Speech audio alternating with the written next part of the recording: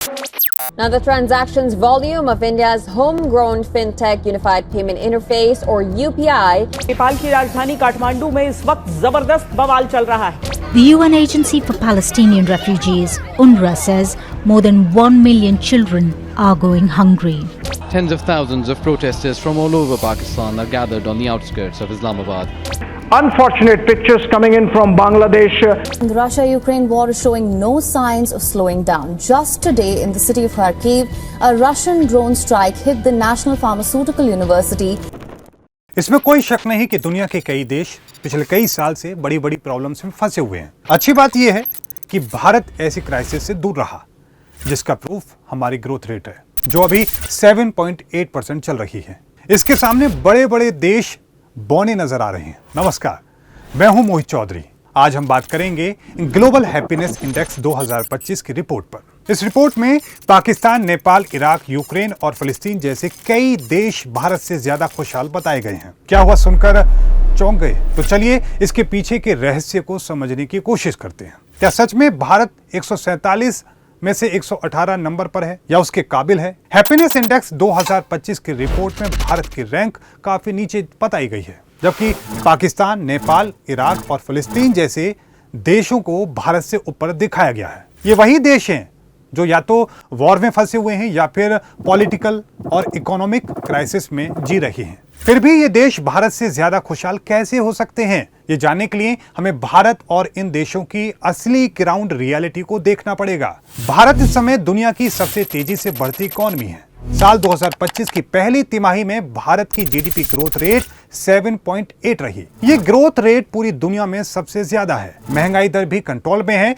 और पिछले 10 साल के सबसे निचले स्तर पर है। भारत ने डिजिटल पेमेंट में भी दुनिया को पीछे छोड़ दिया है। साल भर में 50 बिलियन से ज्यादा यूपीआई ट्रांजैक्शन अकेले भारत में होते हैं। वर्ल्ड बैंक रिपोर्ट के मुताबिक भारत में गरीबी दर 27% से गिरकर सिर्फ 5.3% रह गई है। जी हाँ, 5.3%। ये सच में भारत के लिए बहुत बड़ी गुड न्यूज है। अब उन देशों पर गौर कीजिए जिनको भारत से ऊपर दिखाया गया है। पाकिस्तान में पिछले 10 साल में 7 प्राइम मिनिस्टर बदल चुके हैं। ये उनकी पॉलिटिकल इनस्टेबिलिटी को साफ दिखाता है। पाकिस्तान में महंगाई इतनी है कि वहां के लोगों को आटे खरीदने के भी लाले पड़े हुए हैं। नेपाल लगातार पॉलिटिकल क्राइसिस और अस्थिरता का शिकार है। ये सिर्फ जेनजीज प्रोटेस्ट की बात नहीं है, बल्कि उससे पहले भी नेपाल अलग अलग समस्याओं से घिरा रहा। यूक्रेन इस समय रूस के साथ वॉर में फंसा हुआ है, जहां डेवलपमेंट तो छोड़िए, मौजूदा हालात को संभालना भी बहुत मुश्किल है। इराक में भी अभी आतंकी हमले हो रहे हैं और अस्थिरता बनी हुई है। महिलाओं की जिंदगी खराब हो रही है। एजुकेशन लेवल लगातार गिरता जा रहा है और गरीबी का लेवल बढ़ता जा रहा है। फिलिस्तीन लगातार संघर्ष और ह्यूमैनिटेरियन क्राइसिस झेल रहा है। बच्चों के पास खाने तक को वो तरस रहे हैं, खाने का इंतजाम नहीं है। अब आपके मन में भी सवाल उठ रहा होगा कि फिर ग्लोबल हैप्पीनेस इंडेक्स में ये देश भारत से बेहतर कैसे रैंक पा सकते हैं? तो क्या ये इंडेक्स पूरी तरह से फर्जी है या फिर ये भी एक ऐसा नैरेटिव है जैसे हंगर इंडेक्स में भारत को नीचे दिखाया गया था? हैप्पीनेस इंडेक्स पैरामीटर्स वेस्टर्न देशों की सोच पर आधारित होते हैं, लेकिन भारत जैसे देश की हैप्पीनेस और कल्चर को इन पैरामीटर्स में मापा नहीं जाता। यहीं पर भारत की असली प्रोग्रेस को नजरअंदाज कर दिया जाता है। भारत अब 2047 तक विकसित इंडिया बनने का लक्ष्य लेकर आगे बढ़ रहा है।